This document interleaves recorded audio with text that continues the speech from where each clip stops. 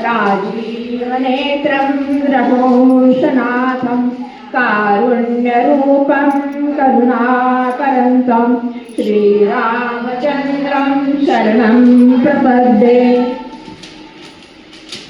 दुर्जनांचा नाश करून कुशल प्रशासनाचा आदर्श प्रस्थापित करणारे मर्यादा पुरुषोत्तम प्रभू श्रीरामचंद्र यांना वंदन करूया।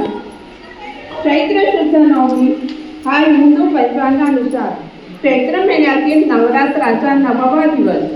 या तिथीत भगवान विष्णूचा 7वा अवतार समजले गेलेले श्रीराम यांचा जन्म झाला। हा दिवस रामनवमी म्हणून साजरा केला जातो। हा दिवस दुष्टांचा नाश आणि सत्याच्या विजयाचे प्रतीक आहे।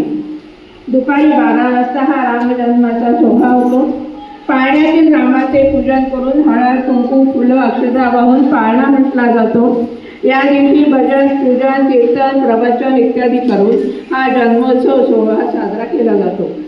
काही ठिकाणी तर गुढीपाडवा तर रामनवमी या काळामध्ये रामायण ग्रंथाचे वाचन केले जाते, रामकथेचे निवेदन केले जाते, गीत रामायणाचे गायन वगैरे कार्यक्रमही साजरे केले जातात। अयोध्येतील राजा दशरथ आणि राणी कौशल्या यांच्या पोटी जन्मलेले राम हे नैतिकता, न्याय आणि चांगुलपणाचे प्रतीक असणारी परोपकारी शक्ती मानली जाते।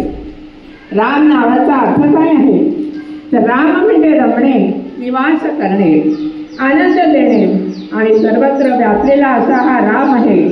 रमते कणे कणे इति राम, यानुसार जो कणाकणामध्ये रमलेला आहे तो राम आहे। राम हा आदर्श राजा, आदर्श पती, आदर्श पुत्र, आदर्श बंधू म्हणून ओळखले जातात।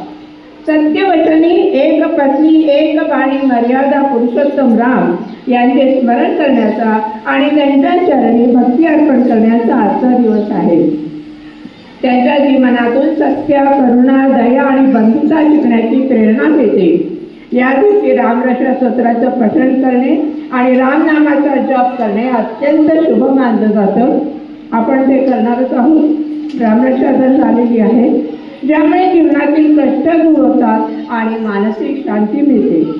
प्रत्येकाच्या जीवनामध्ये एक सखा कृष्ण आवश्यक आहे, तसाच प्रत्येकाच्या मनामध्ये मर्यादा पुरुषोत्तम प्रभू श्रीराम असणे आवश्यक आहे।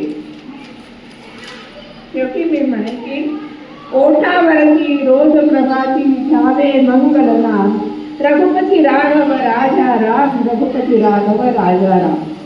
धन्यवाद। त्यानंतर आपण